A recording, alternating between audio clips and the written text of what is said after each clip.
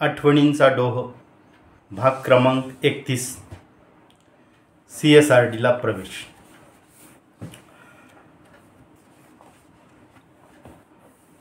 एकदाचे CSRD college सुरू झाले।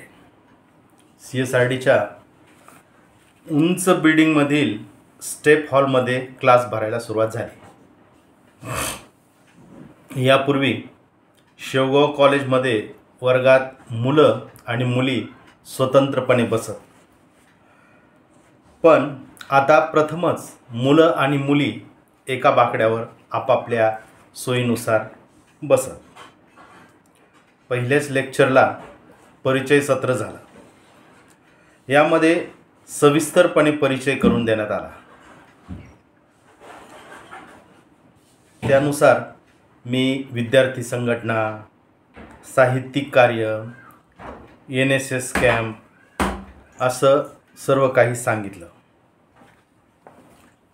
तर या ठिकाणी मोहोटा देवीला विद्यापीठ स्तरावर जो NSSचा कॅम्प झालेला होता, या कॅम्पसाठी आलेले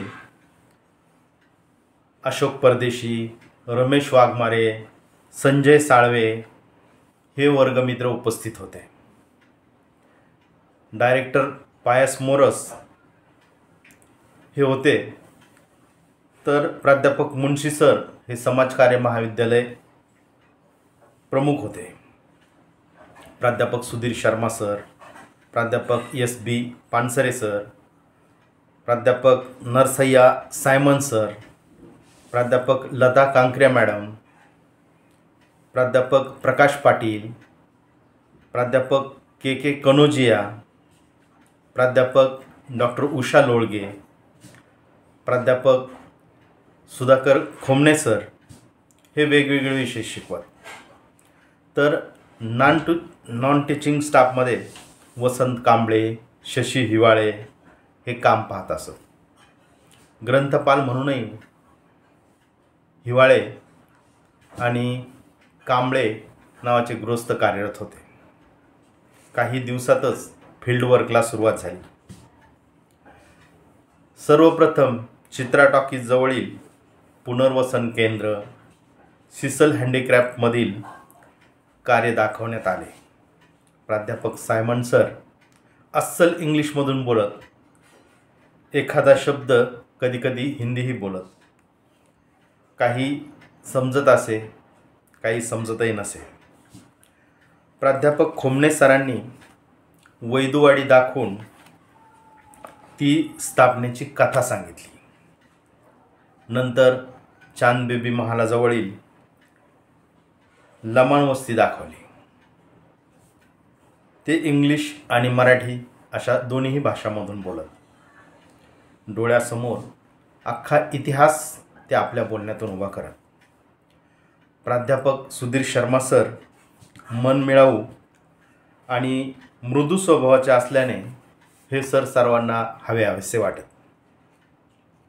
हॉस्टेलवर खालच्या मजल्यावर प्रथम वर्षाची तर दुसऱ्या मजल्यावर द्वितीय वर्गातील मुलांची सोय केलेली होती।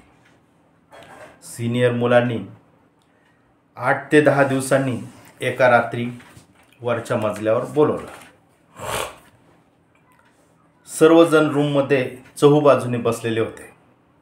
मध्यभागी काही साहित्य ठेवलेलं होतं।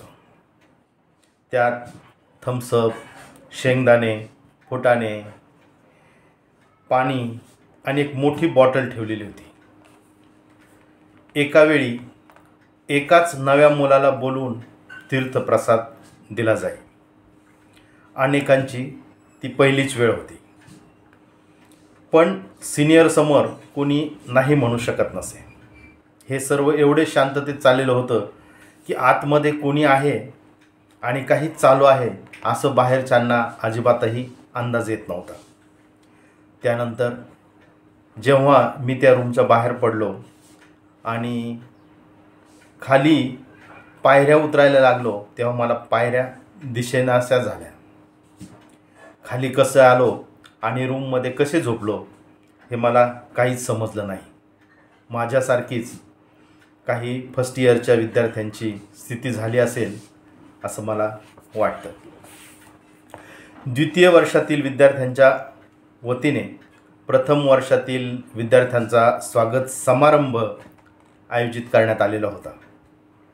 त्यावेळी एक गाणं मी सादर केलं आणि तेव्हापासून हे कॉलेज आपलंसं वाटायला लागलं. प्राध्यापक सुधीर शर्मा सरांच्या पुढाकाराने डॉक्टर थोलार यांच्या मदतीने आशिलता बाल महोत्सव या ठिकाणी घेण्यात आलेला होता. त्यानंतर संजय आढाव यांनी पुढाकार घेऊन एक रंगतरंग ग्रुप स्थापन केलेला होता आणि या ग्रुपच्या माध्यमातून साहित्यिक आणि सांस्कृतिक कार्यक्रम होत असत. त्यामध्येही मी सहभाग घेत असत. शिकत असतानाच विविध वृत्तपत्रांमधून लेख लिहित होतो. विविध संस्था संघटनांच्या माध्यमातूनही कार्यरत होतो. एखादा लेख छापून आला की वर्गमित्रांना मी दाखवत असे. मी कविता लिहित असल्याचे तोपर्यंत अनेकांना समजलेलं होतं, पण कोणालाही मी कधीच कविता म्हणून दाखवली नाही किंवा ऐकवली नाही. कार्यक्रमातून संधी मिळाली तर मात्र मी निश्चित कविता सादर करत असे. शेवगाववरून ST बसने माझा डबा यायचा. माळेवाडा बसस्टँडवर तो उतरून घ्यावा लागत असे.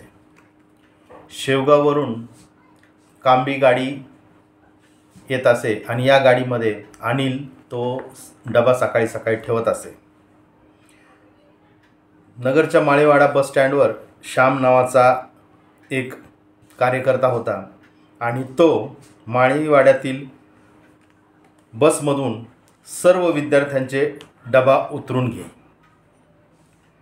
माळीवाडा बसस्टँडवरती जी पोलीस चौकी होती त्या पोलीस चौकीमध्ये तो मुलांचे उतरवलेले सर्व डबे ठेवीत असे आणि मग ज्याने त्याने आपापल्या सोयीने येऊन आपापला डबा ओळखून तो घेऊन जायचा, अशी ती पद्धत होती. आणि या बदल्यात त्याला दर महिन्याला 15 रुपये द्यावे लागत. तिथून तो डबा मी CSRDत घेऊन येत असे. दुपारी कॉलेज संपलं की मी पायी जाऊन तो डबा घेऊन येत असे. त्यानंतर जेवण होईल. कधीकधी आपल्या अगोदर कोणीतरी डबा घेऊन जात असे. मग आपोआपच उपवास घडे. माझ्यासारखाच दिलीप वावरे यांचाही रावरीवरून डबा येत असे. मग कधीकधी आम्ही दोघं जाऊन बस स्टँडवरून तो डबा घेऊन येत असे. कधी मला शक्य झालं नाही तर तो आणि कधी त्याला शक्य झालं नाही तर मी जाऊन डबा घेऊन येत असे.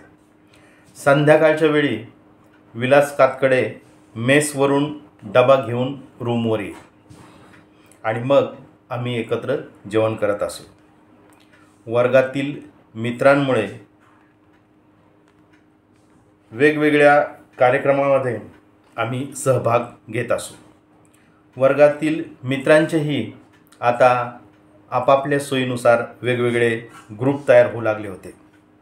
आमच्या ग्रुपमध्ये विलास कातकडे, संजय गवळी, अशोक परदेशी, रमेश वाघमारे, संजय साळवे, अनिल हिंगे, वैशाली, उषा, गायत्री आम्ही सर्व एकत्र असत आणि वेगवेगळ्या उपक्रमांमध्येही आम्ही सातत्याने सहभागी होत असू.